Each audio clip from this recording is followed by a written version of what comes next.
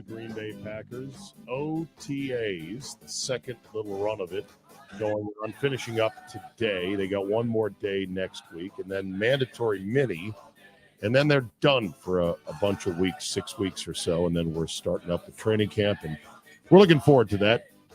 This is what happens when you have a good team with an exciting young quarterback. You look forward to seasons, and that's a good problem to have, having to wait for the football season. And to help you get through the offseason, we do a thing called Packers Prime, where we replay, easy to say for me, we replay classic games in Packers history, the radio calls, with commentary from the man who called them, Wayne Larrivee, who joins us now. It's called Packers Prime, and it'll be Sunday at noon. It's the He Went to Jared game in Dallas. Wayne, good morning, my friend. How are you? Good morning, guys. How you doing? Of all the amazing all-time Packer games and amazing Rodgers finishes, this one is right up there, is it not? Because of the stakes being a postseason game on the road against the iconic Cowboys and the way it unfolded. Amazing. Yeah, and Dallas had a great year that year. They were the number one seed in the NFC, and the Packers went in there and knocked them off. That completion to Jared Cook, I still think he was out of bounds. Looking at it live, there's no way you can conclude he really was. But then you slow it down to the replay step by step, and he was inbounds. It was truly an iconic, incredible play. And then Mason Crosby's field goal. I mean, it's in the end, he had to hit a 50-some-yard field goal twice. The first one he put down the middle, but Jason Garrett, the coach of the Cowboys at the time, got a timeout call just in time. So he had to make it again. And the second one, I started to say one right down the middle, but it really didn't. It kind of hooked it. He almost hooked it out of there, but it just caught inside the left upright to win it for the Packers, and that sent them to Atlanta. That was in the middle. That was really, guys, the culmination of one of the greatest runs I've seen a quarterback go on. I think Rodgers' greatness, if you really want to know the pinnacle of his career, in my opinion, in terms of performance week to week, was that run when they ran the table, and he ran it down the stretch with a team that was not very good, to be honest with you. They were at 1.4-6, going nowhere. Even Rodgers admitted to me that was not a good team. And then a day later, he goes out and says, I think we can run the table. And I don't know where that came from, but boy, by God, they did. That Wayne, 36-yard. That's when we're like, as a Packer fan, you know where you were at. Like, you know what you were doing. You know where you were watching. You know where you were sitting. Like, where were you, Brian? Yeah, my bags were getting packed. I was going to go. I was at home watching it with my family. And this is, by the way, January 18, 2017. 2017, yep. So I had a flight to Fukuoka, Japan the next day. Fukuoka. Really? I had a flight to Japan the next day. So from Appleton. I went Appleton, O'Hare, all over. Appleton to Fukuoka. Well, not direct. Wayne, I would love to see the connections on that flight right there. Yeah. Oh, yeah. I'll tell you what it was. It was Appleton to O'Hare, O'Hare to Narita, Narita to Fukuoka. So there was a whole bunch of them. Oh, yeah. And you're just hoping there wasn't a Boeing jet involved in the No. But like, you knew what you're doing. We were at my house. My parents came over. My wife was there. And I knew exactly what it was, because I thought they were going to lose. Now I got to watch this in Japan somehow. But it was, you remember where you're at. So Rodgers, according to this story I'm looking at, said it was a bit of an improvised play, Wayne, in which he told, Randall Cobb and Devontae, you run this, you run that. Everyone else go left. And Cook was one of those guys. Now, you said it looked out of bounds in real time. Review upheld it. It was called complete on the field, was it not? I am not sure if it was or not. I think it was. But all of us reacting to it I thought, a matter of fact, I described it as out of bounds. But, the replay upheld it. And I'm not right. I don't remember that aspect. Was it called? I don't remember either if it was. Texters, help us out here. Was it overturned as incomplete or upheld as complete in real time? I think I would have remembered if it was overturned as incomplete because me being a huge anti-replay they called it a guy, catch. Yes. Initially, they called it a catch. Yeah, just they called it a catch. Yes, they trust me. The replay fanatics would have crammed it down my throat if that was the case. Yeah. So Okay. I would have remembered that. It would have been painful.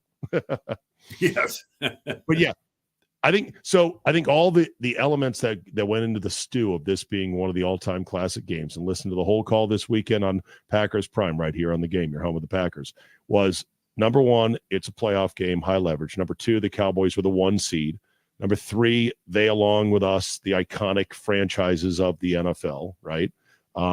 Rodgers being a Hall of Fame first ballot superstar. The catchy phrase of he went to Jared, playing off of the whole commercial diamond seller. He went to Jared. And then the Crosby kick, which wiggled. It starts wiggling left. And when you're watching on TV, you're hanging on every rotation of that football, and you see it wiggle left after you'd already made one that was wiped out by the stupid late timeout, and your heart sinks. And the gods indoors, because there's no wind, the gods indoors just said, they nudged that kick. Yep. Just inside. Yeah, it was an amazing moment. But I do remember going back on the plane, and Mason Crosby was sitting behind me, and I turned to him and I said, that last one wasn't right down the middle, was it? He said, no, I almost pulled it. So, gosh. Yeah, but in is in. In is in. Oh, yeah. Good is good. That's all that matters. And every time you see that kick, it goes in, which is the beauty of sports when it works out for you. So we're looking forward to hearing that game. Let's talk about the current team and the current OTAs. What pops out to you about this current roster and the OTAs that are going on right now? Guys, the thing that stood out to me the other day watching practice was the depth of this team. Now, there were several guys who weren't there, especially on the defensive side of the football. Preston Smith wasn't there. Rashawn Gary wasn't there. There were a couple of other guys who had excused absences. But, the point is this. I saw depth at a lot of different positions. I can't think of a position where they don't have depth. Maybe interior offensive line, but all those tackles can play guard, and most of the guards can play center. And so there's just the flexibility on the offensive line makes it a very deep unit anyway. But I'm looking at cornerback. Eric Stokes is out there, and he looks great. I agree with LaFleur. He looks great. And again, there are no pads on. There's no tackling. Everybody's healthy and that kind of thing. But the fact that he's out there, so there's depth at the cornerback position. There's depth at wide receiver. There's even depth at running back. And so I think that's the thing about a team like this.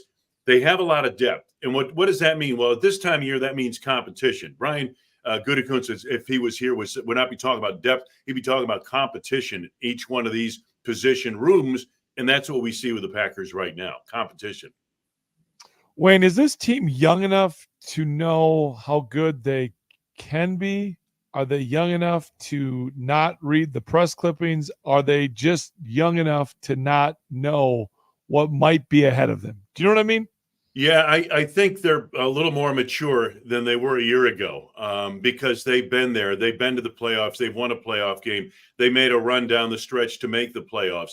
They came through a lot last year, Brian. They learned a lot last year. They saw success early in the season with that win at Chicago. They get off to a 2-1 start. They lose 4 straight. They go through that type of thing. There's a lot of internal strife going on in the locker room during that period of time. They come through that. They make their playoff run, winning, 7 of the last 10 games, and then win in Dallas. That team got a master's degree in education in 1 year. And so I think this year they're a little bit more mature, but they still might be the youngest team in the NFL. And I think it's so important. The reason I asked it was because I think it's so important because young teams, they don't know. So that drive is still there. You used the word competition earlier. There's a lot of competition. I think you need that with young teams so that they continue to realize, like, we could be this good, but every day I've got to bring it. With young teams, that's the mentality. And with older teams, you seem to have that mentality of, well, we can take a couple of days off. We don't need to do it every day because we've been here enough. And that's the vibe with this team I'm still getting from everyone that we've talked to this week is that drive is still extremely strong because there's young, and it's the word you use, the competition is still there every day. I think their youth last year helped them through that tough time because they didn't know that they were supposed to go into the tank. I mean, I've been in the league 46 years. Most teams that go through what they went through last year go in the tank and stay there. That team did not, and they got better. They got better around their quarterback. And when the people around him got better, he got better. And so I think, I'm with you. The other thing they had was a great chemistry. That was hard to tell from outside the locker room, but they had a great feel about each other, all those young guys. And they're trying to carry that over into this season. We'll see if it happens, but I think there's a good chance it will. All right. On the talking text line, somebody said, so what teams would you guys consider iconic in the NFL? This is always a great question. I think there's 3 royalty teams that are true royalty. The 3 Only kings 3? in the NFL. They are the only 3. Now that's the highest tier, Wayne. And it's the Packers, the Cowboys, and the Steelers. And my criteria for that is a nationalized fan base, history that stretches back to the 70s of success, and just, that status of being royalty. Yes, the Niners have been great. They're kind of on the cusp of it. I wouldn't put them there. The Patriots are more new money. The Chiefs, as an old AFL team, obviously they're rolling right now with Mahomes. The Giants technically are royalty, but screw them. They're the worst. I would put 3 teams on the highest tier. Am I missing one? Yeah, I think Chicago's in there for their history, just because they were at the start of it all. But I understand what you're saying. You want teams that have been fairly successful, like over the last 10 or 20 years, correct? That's part of it. Iconic. And here's the thing about Chicago. I don't think they have a national fan base. Oh, I don't know about that. That'll be interesting to see. I mean, I didn't think Detroit had a national fan base either, but they apparently do. Well, nowadays you're going to get these front runners. These I know. This team is good. All right. How do you feel about the Bears being on Hard Knocks? I think that's going to be fascinating to watch. I really do. Chicago's dramatic regardless, just because of the media in that town and the fan base. But when you put them on Hard Knocks, I think it's going to be outstanding. I really do. All right. Very good. Wayne, always a pleasure, my friend. Looking forward to hearing the game on Sunday on Packers Prime. And how is the back doing? Got to get a back update. Doing good. Doing good. Yeah. Got a meeting next week with the surgeon, and maybe I'll start being able to do some things now. But it feels good. No, I think we're right along. We're on schedule, and hopefully I'll be swinging a golf club full out by mid-July. And what's great is you'll be back playing golf again, but your ability to use back surgery as any excuse, a get out of jail card for any bad shot or bound round is great. A full year. Yeah. It's a full year you can use it with no qualms whatsoever. It's like coming back from an ACL. You know what I mean? You can almost do 2 years of bad golf and blame it on that. 2 years. Okay. All right, Wayne, thank you. Always a pleasure. We appreciate your time this morning. All right, guys, have a great